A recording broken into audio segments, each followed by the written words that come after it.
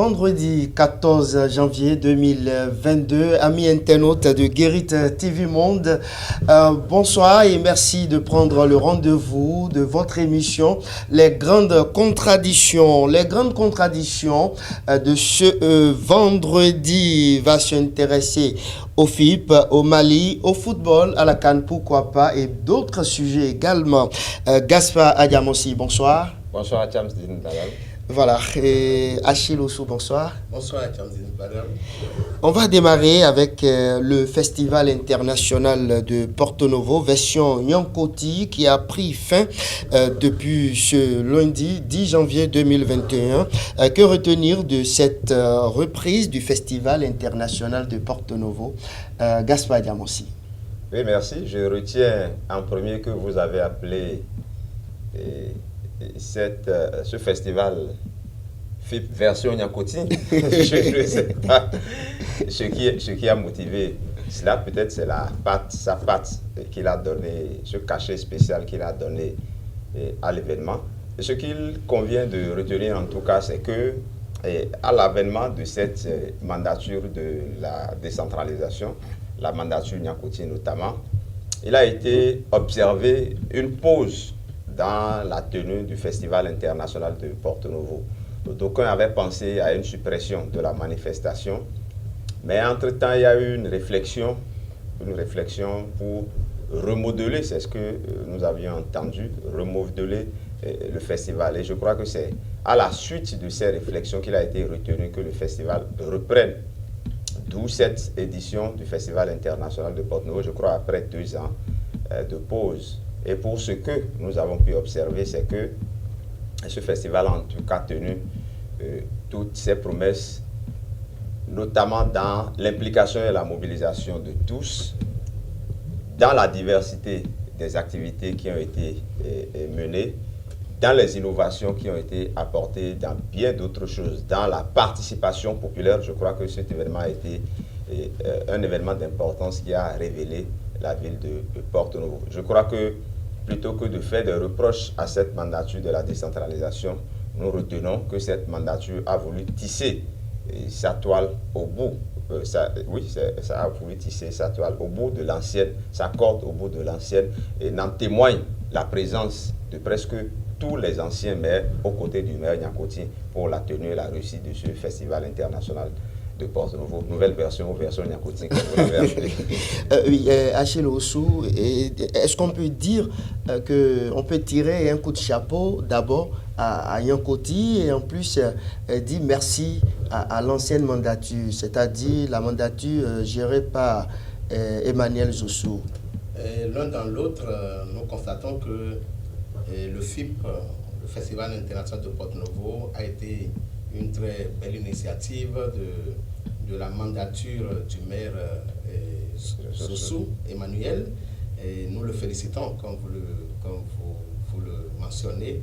Et nous félicitons tout le conseil communal qui avait pu réfléchir dans ce sens-là avec lui. Et oui, la particularité cette fois-ci, c'est de constater que la mandature conduite par M. Charlemagne Nyankoti a travaillé à améliorer la chose dans toutes ses composantes.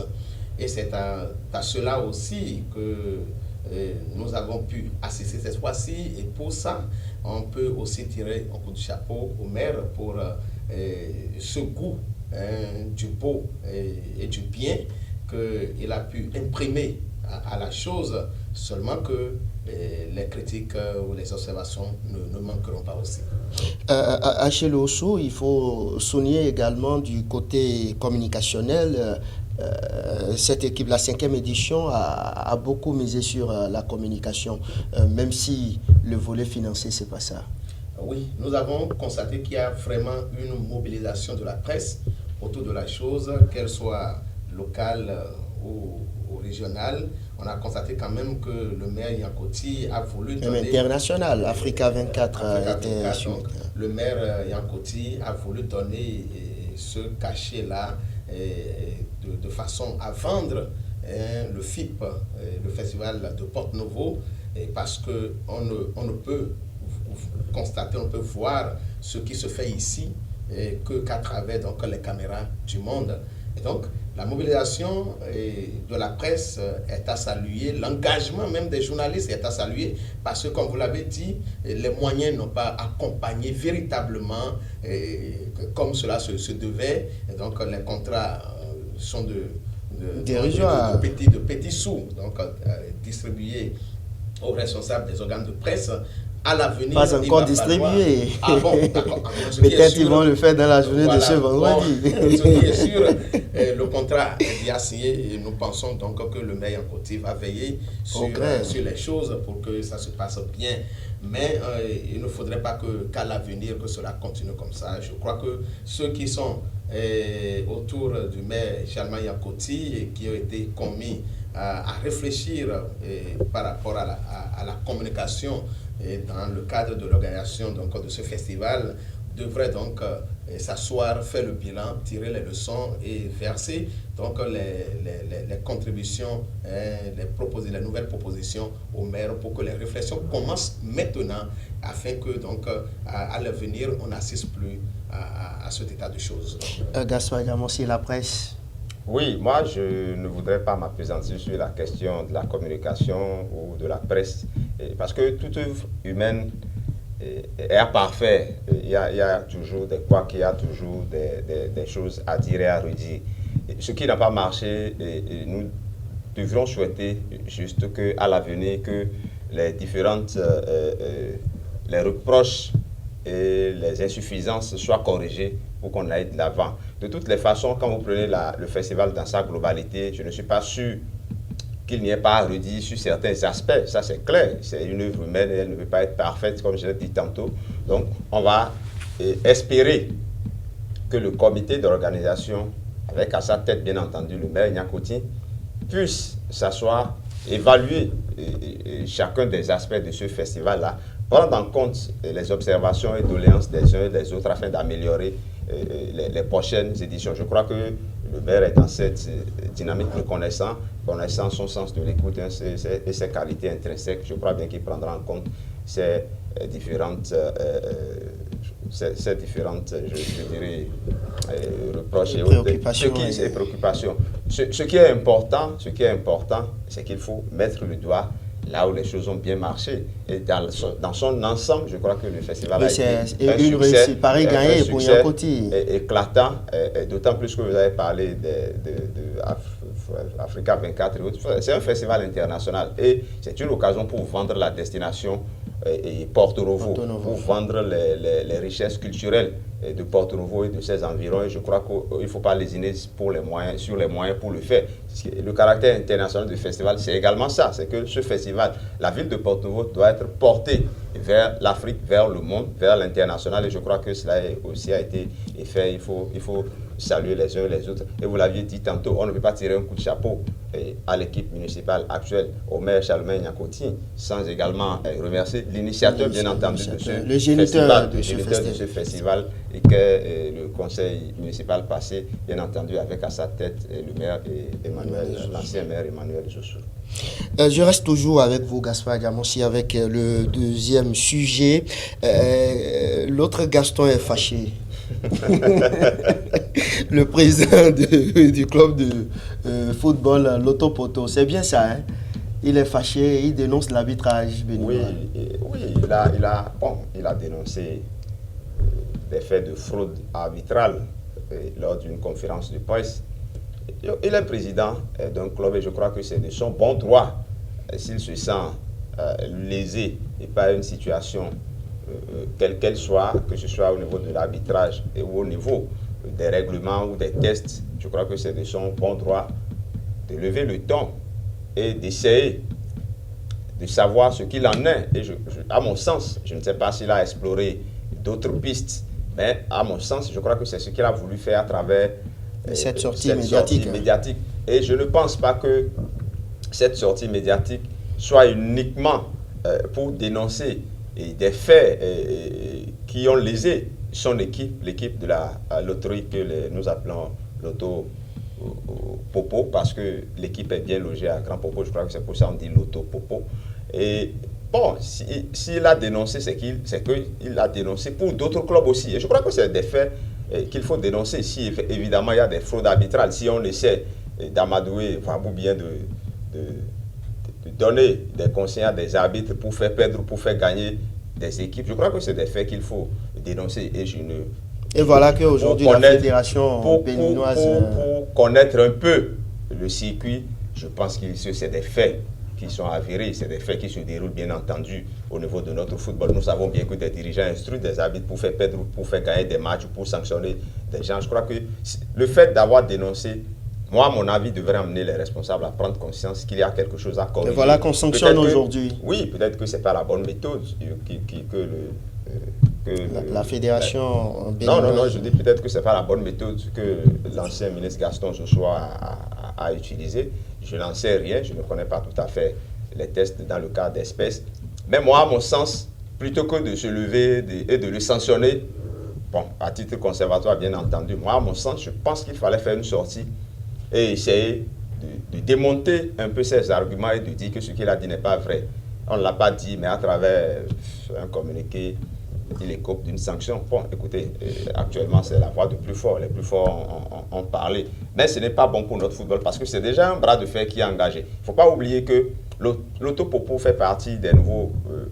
la Loterie nationale du Bénin, disons plus précisément, fait partie des nouveaux sponsors qui sont entrés dans le football, des sociétés sportives créées nouvellement et qui sont en train de donner une nouvelle dimension au football béninois, au championnat béninois. Et ce n'est pas bon que ces problèmes-là subsistent parce que ça aura...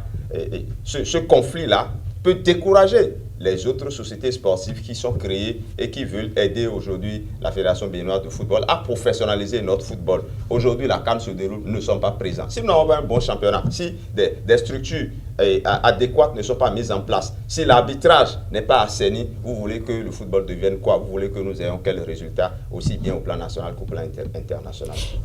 Achille Oussou, la Fédération béninoise de football n'a pas apprécié cette sortie de Gaston Jossou et a donc sanctionné à titre conservatoire le président de l'Autopoto. Nous ne sommes pas des juges, nous ne sommes pas dans ce rôle... Il faut préciser qu'il est interdit désormais de tous les stades jusqu'à nouvel ordre, je crois. Oui, mais nous ne sommes pas des juges, et je le disais, nous ne sommes pas dans le rôle même de juger. Et ce n'est pas un tribunal ici, mais ce que la fédération a fait, à mon sens, à mon avis, une taquinerie. C'est une taquinerie. Ça n'a pas un autre... Je ne sais pas si vous avez lu l'objet. Tout à fait. On parle donc de décision suite à des allégations et à des propos attentatoires à l'éthique du football béninois.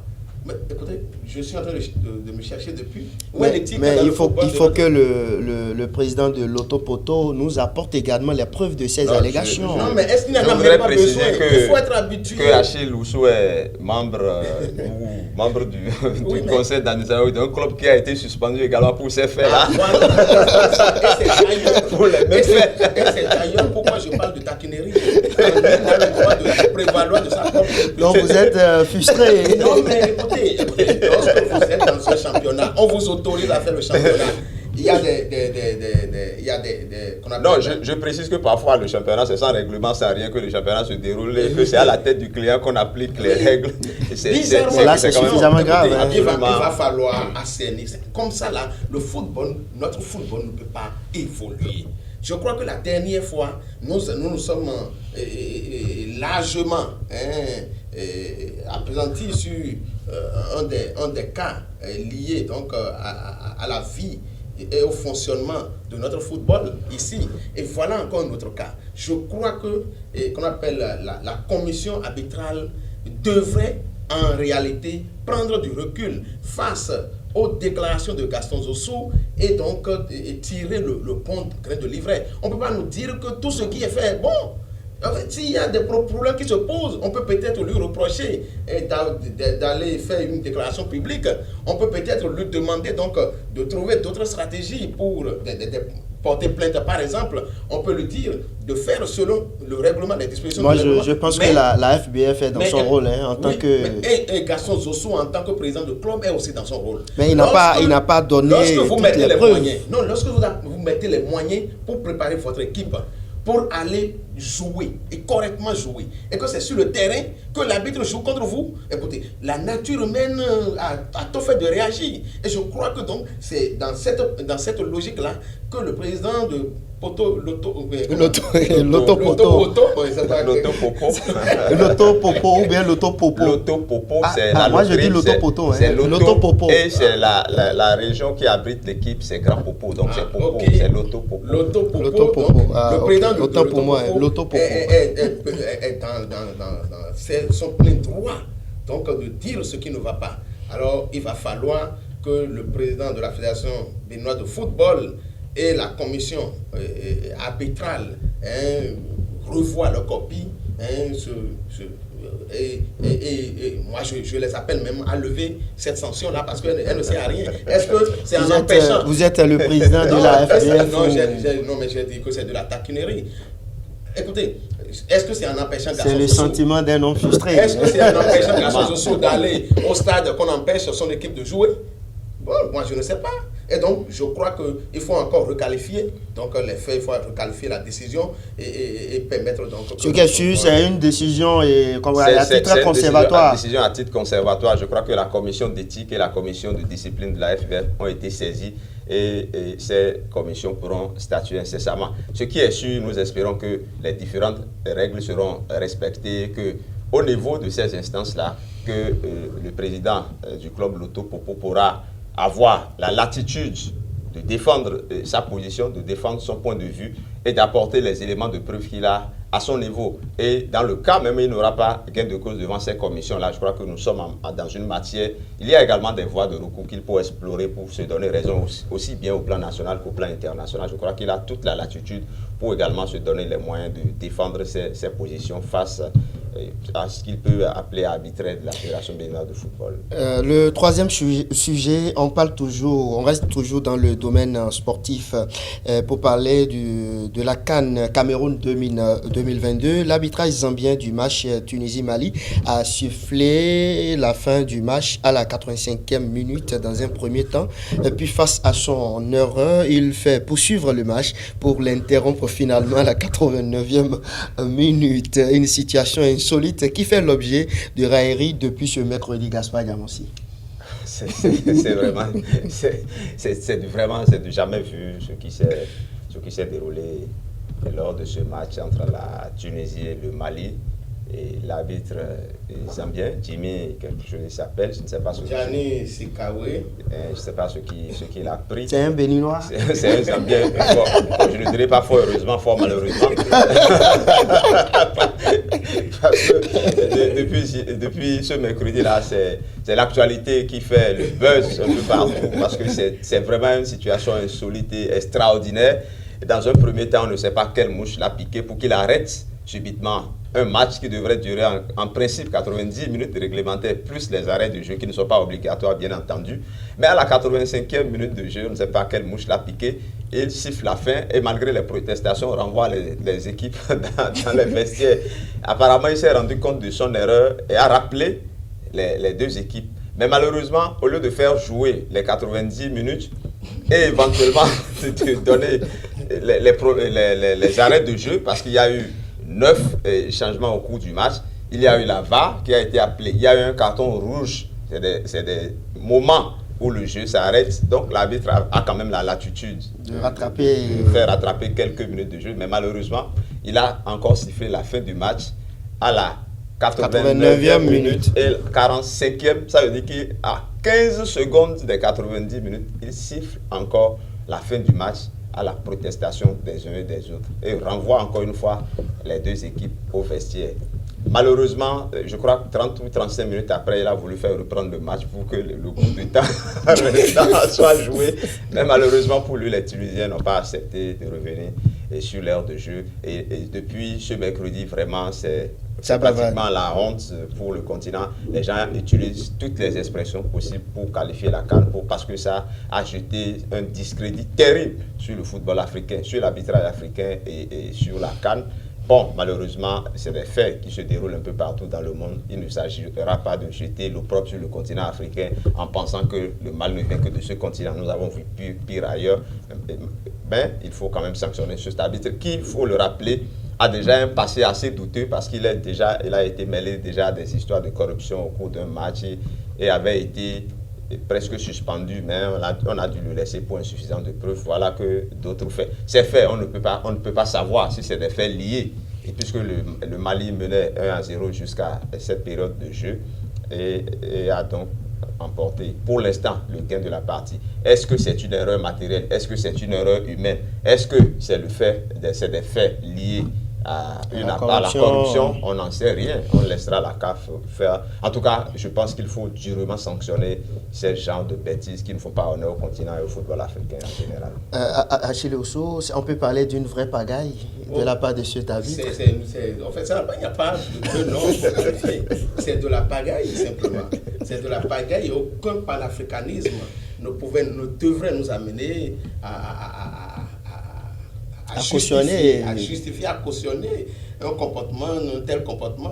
Pendant qu'on y est, nous parlons de l'arbitrage au Bénin et vous voyez l'exemple qui vient donc du continent. Et ce qui se passe au Bénin n'est pas isolé de ce qui se passe en Afrique. Nous sommes dans la même vague. Nous sommes dans cette vague-là qui nous mène. Et donc, comment on peut comprendre qu'un arbitre, qui a des assistants, il y a un quatrième arbitre, d'accord, qui peut consulter pour X ou pour Y, il ne le fait pas. Et tu suspends un match à 85 minutes. Comment on peut comprendre ça alors qu'il y a 9 changements? Donc, si un changement devrait durer 30 secondes, évaluons ce que ça fait. Nous sommes en Afrique. Peut-être que c'est des faits de... C'est des faits de gris-gris. Voilà, sorcellerie. On n'en sait rien. On a tout fait donc de trouver des mais c'est quand même une situation absolument... On a tout fait de trouver des boucs émissaires. Bon. C'est le Mali qui a fait gris-gris pour fermer les yeux c'est le président malien qui fait peur. Non, ça peut être la Tunisie aussi. Ou bien c'est la CEDEAO qui l'a instruit. C'est la junte malienne. C'est Doumbouya qui fait peur. C'est possible aussi. En tout cas, ce qui est sûr. Bon, malheureusement, Kani Chikawe est rentré tristement dans l'histoire. Le passé était déjà là et couvert. Mais malheureusement, lui-même, il est venu faire dépoussiérer son passé parce qu'il avait été sanctionné déjà pour corruption arbitrale. Et aujourd'hui, voilà ce qu'il vient de faire à la face du monde. Parce que n'oubliez pas que c'est de Canal+, que les télévisions africaines prennent le signal. Donc Canal+ partage déjà les matchs à travers le monde entier. Et voilà, il a jeté totalement de l'opprobre sur le football africain. Et donc, je crois que cela devrait servir désormais donc, de leçon de boussole à toutes les fédérations africaines de football pour qu'on cherche à améliorer les choses. Nous parlons de fédération africaine de football et nous parlons surtout de la fédération béninoise de football avec à sa tête son président. Monsieur Deschamps, j'ai un bon gars d'ailleurs. Un bon gars d'ailleurs. Ce qui est sûr, un bon gars, nous allons l'apprécier donc par rapport à la gestion. Il a sa méthode. Il travaille. Il a sa méthode. Ce dossier Zossou-là nous permettra de savoir est-ce que le président de la Fédération béninoise de football a vraiment la même mise. Nous ne sommes pas là pour mettre la pression sur la Fédération béninoise de football. La Fédération béninoise de football est libre à mon avis. Comment est-ce que ces arbitres-là sont sélectionnés? Parce que c'est quand même impensable. C'est pas un championnat. Au niveau d'un championnat, ça peut se comprendre. Nous sommes dans une compétition continentale. Et je crois que c'est une sélection rigoureuse qui emmène les arbitres. Comment se fait-il qu'un arbitre qui a déjà un passé douteux se retrouve? Est-ce que c'est le défaut, est-ce que c'est le manque d'arbitrage ou bien ce sont les parrains que nous connaissons qui agissent et qui imposent. Qui sont séparés. Non, on les connaît. C'est les tout-puissants présidents de fédération qui forment. On a souvent l'habitude de parler des conglomérats, du syndicat, des chefs d'État. Il en est presque de même au niveau du football, africain et mondial. Au niveau de la presse nationale et internationale également. C'est un syndicat, c'est presque un axe du mal et qui empêche le football d'évoluer parce qu'ils font une mafia où ils font même, mais surtout, et c'est comme ça que ça se passe. C'est les copains, c'est les coquins et autres là qu'on sélectionne et qu'on envoie, alors qu'ils n'ont pas les compétences, ils n'ont pas les qualités qu'il faut. Pas une bonne moralité. Et parfois aussi, parce qu'il faut aussi faire des enquêtes de moralité avant de sélectionner, d'envoyer ces personnes-là. Peut-être que les faits d'arbitrage que le président de l'Autopopo dénonce, peut-être que c'est des faits liés seulement à l'arbitre, que ce n'est pas lié à une injonction ou d'une autorité ou quelque part. Peut-être que c'est la moralité de cet individu qui a amené ces genres de situations, mais comment est-ce qu'on sélectionne? Donc si on doit faire tous ces débats-là, je crois que chacun aura sa part de responsabilité dans ces genres de situations. On verra dans les jours à venir quand même la décision finale au niveau de la... On suivra de près, on suivra les bons gars de près, on suivra également les autres de près. Le dernier sujet, on ira à l'international, au Mali plus précisément, situation au Mali. Les sanctions prononcées par la CEDEAO contre le Mali continuent de susciter de nombreuses polémiques. Achille Ousso. La situation au Mali, c'est une situation géopolitique. C'est une guerre des puissances, carrément. C'est une guerre des puissances parce qu'aujourd'hui, je crois, la Chine, elle a utilisé une politique douce pour s'installer en Afrique. Mais la Russie, c'est maintenant que la Russie veut s'ouvrir à l'Afrique, veut s'installer à l'Afrique. Et la Russie a trouvé la bonne porte malienne pour s'introduire en Afrique. Et aujourd'hui, la junte militaire ne compte que sur ce soutien-là. C'est vrai que la décision de la... Et donc, de l'autre côté, vous voyez les trois autres puissances, la France, les États-Unis et la Grande-Bretagne, qui font leur coalition pour donc accompagner ou soutenir la France par rapport à ses colonies en Afrique. La France, vous savez, la France ne peut plus être la France sans l'Afrique. Et le Mali est stratégique par rapport à la France. Si vous connaissez l'histoire du Mali par rapport à la France, écoutez, le nord du Mali en réalité n'appartient pas au Mali. Le nord du Mali est pour la France parce que la France a caché beaucoup de ses mines et de ses réserves au nord du Mali. Et ce qui est caché, au monde, pendant la Deuxième Guerre mondiale, il y a eu des réserves françaises qui ont été déplacées de la France. Lorsque l'Allemagne progressait vers la France, il y avait donc, ils ont fait déplacer beaucoup de réserves qui sont venus déposer en Afrique. Et le pays qui avait accepté donc d'accueillir la chose, c'était le Mali. Et donc c'est pourquoi la présence des djihadistes au nord du Mali ne peut pas être isolée d'une décision française. Et donc comment on peut comprendre qu'une puissance comme la France n'arrive pas, une puissance militaire comme la France n'arrive pas à combattre efficacement les djihadistes au nord du Mali. Et on fait porter donc la responsabilité aux présidents successifs. Aujourd'hui, je crois que ce qui se passe devait peut-être réjouir un peu l'Afrique parce que ça permet à l'Afrique d'aller explorer d'autres possibilités de relations. Mais lorsque nous nous intéressons un peu plus à la décision de la CEDEAO par rapport au Mali, je crois que c'est une décision sauvage. Carrément, ils donnent l'impression qu'ils sont manipulés, les chefs d'État de la CEDEAO. Ils donnent l'impression que la décision ne vient pas de... Comment vous pouvez, alors que le Mali est un pays souverain, et vous savez qu'au-delà de tout, au-delà des accords que le Mali a signés avec cette union-là, cette communauté-là que nous avons organisée, que les problèmes du Mali ne concernent que le Mali ou les Maliens, comment vous pouvez décider donc de geler les comptes et les avoirs du Mali? Mais vous voulez affamer le peuple malien? Je crois que c'est vrai, la junte militaire, on va lui reprocher donc d'avoir prorogé, comment vous appelez la chose, comment ils ont appelé la transition. Sur 5 ans, on peut lui reprocher la chose parce que celui qui veut régler un problème ne vient pas aussi en créer, mais la décision de la CEDEAO est une décision aussi à revoir. Gaston Adjamossi, la junte a demandé à proroger le mandat ou la transition pendant au moins 5 ans. Non, je crois que c'est une situation anormale et je crois que cette transition-là est de trop 5 ans. Une transition de 5 ans, c'est un mandat. Et je crois qu'ils n'ont pas fait leur Est-ce qu'on peut dire que exercer un mandat. La junte a pris goût du pouvoir? Bien entendu. Autant dire qu'il n'y a pas de transition et qu'ils se sont installés pour gouverner, pour gérer le pouvoir. Sinon, 5 ans pour une transition, je crois que c'est trop. Bon, mais la situation du Mali est une situation particulière.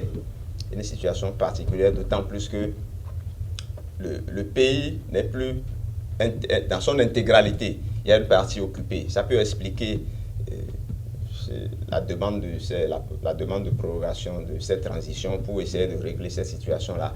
Mais il ne faut pas oublier que 2 présidents, au moins, se sont succédés et n'ont pas pu trouver une solution, n'ont pas pu régler cette situation-là. Maintenant, quant aux sanctions, bon, je souriais quand Achille faisait son développement des puissances étrangères, des mines et autres là, parce qu'on a dit que la CEDEAO va sanctionner et nous voyons la France, la Russie, ainsi de suite derrière. C'est vrai que par la suite, il a essayé d'expliquer que c'est sous influence que la CEDEAO a pris cette décision-là. Mais est-ce qu'en tant qu'Africain, est-ce qu'on peut être fier de dire que nos gouvernants sont manipulés de l'extérieur? Est-ce qu'on peut être fier de le dire? Quand il y a une décision, on ne peut pas dire que nos dirigeants, par eux-mêmes, ont pris une décision. Finalement, quels sont les intérêts que ces dirigeants-là défendent? Je n'en sais rien. C'est vrai qu'il y a une guerre au Mali pour visiblement le contrôle du nord du Mali. Il y a un groupe de sécurité russe que les autorités du Mali ont engagé, je vais dire, pour les aider à bouter les rebelles au dehors, ce qui n'est pas du goût de la France. Mais est-ce que cela peut justifier ou expliquer les sanctions qui sont prises vis-à-vis du Mali? Je n'en sais rien parce que en réalité, les sanctions, quand vous les observez, gel des avoirs, fermeture des frontières, un certain nombre de choses, ça ne vise pas que ceux qui dirigent le Mali. Malheureusement, ceux qui vont en souffrir, c'est la population. Est-ce que ces dirigeants-là ont pensé à ces populations en prenant ce type de décision-là? Et quand on fait un retour en arrière là, quand vous prenez la CEDEAO, parce que quand Achille faisait son développement, heureusement, il a cité la Grande-Bretagne, les États-Unis, parce que je me suis dit, la CEDEAO, c'est quand même un conglomérat de pays anglophones, francophones. Est-ce que la France peut avoir l'influence de manipuler également les anglophones et les lusophones et autres là qui sont au niveau de la CEDEAO? Je n'en sais rien en tout cas. Mais quand vous prenez les pays de la CEDEAO, quand vous regardez ces dirigeants, ces gouvernants de la CEDEAO, lequel parmi eux, ou bien combien parmi eux peuvent se targuer d'être véritablement des présidents démocrates et qui méritent réellement d'être là où ils sont. Et c'est ceux-là, aujourd'hui, qui s'asseyent et qui sanctionnent d'autres dirigeants. Bon, c'est vrai que le Mali est un pays souverain, mais le Mali est dans un ensemble. Ouais, là, on peut disserter sur cette situation du Mali. Je ne suis pas sûr qu'on puisse essayer de trouver la solution. On a dit que c'est sur l'instigation de l'Union africaine que la sanction a été finalement prise contre le Mali. Mais dans le même temps, nous avons observé ce type presque de coup d'État dans un pays comme le Tchad, où c'est un jeune officier qui a pris le pouvoir, c'est une junte qui est là, on ne sait même pas quand est-ce que cette transition-là prendra fin, mais là on est muet. Il y a une situation presque pareille en Guinée, Conakry, où Lansana a été déposé, mais jusque-là, je dis Lansana, c'est pas Lansana, mais jusque-là, Alpha Condé, mais jusque-là, bon, peut-être que ça viendra aussi de ce côté-là, mais en même temps que les dirigeants de la CEDEAO essaient de balayer la porte des autres, je pense qu'il est aussi important qu'ils essaient également de balayer leur maison, de balayer devant leur porte. Achille Osso, votre conclusion? Nous sommes au thème de l'émission. Vous avez constaté que c'est une décision qui n'a plu à personne, c'est un tollé. Sur le continent aussi bien des simples citoyens que des panafricains, tout le monde. Vraiment, c'est comme si même ces dirigeants-là n'ont pas écouté leur population, leur peuple et leurs cadres et autres là avant de prendre une pareille décision. Oui, Achille Osso. Oui, mais je crois qu'il faut mettre l'intérêt général du Mali ou des Maliens au-dessus donc, de toute considération. Et ici, nous constatons que même qu'on appelle le combat s'est carrément déplacé du terrain, aussi bien du terrain géopolitique de l'Afrique, pour se porter désormais à l'ONU, où là-bas maintenant nous voyons les puissances se tirer entre les jambes. Alors, ça veut dire quoi? Ça veut dire que en fait l'Afrique continue d'être pour ces puissances-là un intérêt, d'être un intérêt. Et donc, le comportement de nos présidents africains, c'est ça qui nous interpelle. Est-ce que nous travaillons à libérer vraiment l'Afrique, à permettre à l'Afrique d'être vraiment indépendante? Je crois que la situation au Mali ne mérite pas la décision qui a été prise. Il faut ramener la balle à terre, il faut chercher la bonne porte de sortie. Oui, c'est vrai que le Bénin est solidaire de la décision de la CEDEAO, mais je ne sais pas, notre chef d'État était-il au sommet? Je ne crois pas. Bon. Je ne crois pas. Ah, il est bon. Kabiou a déjà dit. Les sorties du chef de l'État ne sont pas plus aussi annoncées comme avant. Ces sorties sont déjà rares. Voilà, sont déjà rares. Voilà, c'est la fin, hein, Gaspard Diamossi. Oui, c'est la fin. Je crois qu'encore une fois, nous avons trouvé les sujets qu'il faut et nous avons opiné comme cela se doit. En tout cas, par rapport à notre conscience et par rapport à notre connaissance de ces sujets, nous remercions ceux qui ont l'habitude de nous suivre. Ils deviennent de plus en plus nombreux et nous les remercions. Et nous serons encore là vendredi prochain. Merci. Achille Osso, c'est définitivement terminé. Merci aujourd'hui. À vous, Chamstine Badaro. Merci à toute l'équipe technique qui nous a accompagnés. Et merci aussi à ceux qui nous font confiance, qui nous suivent. Leurs commentaires nous permettront aussi d'améliorer ce que nous faisons ici. Merci à Gaspard Diamossi. Merci à Achille Osso, mesdames et messieurs, Kabiou Adjadi, Dassagbo, Alphonse Boton. Merci à tous ceux-là également. Vous que nous regardez également depuis la maison, merci à vous et pour votre fidélité et légendaire. Mesdames et messieurs, on se donne rendez-vous vendredi prochain, si Dieu le veut. Au revoir.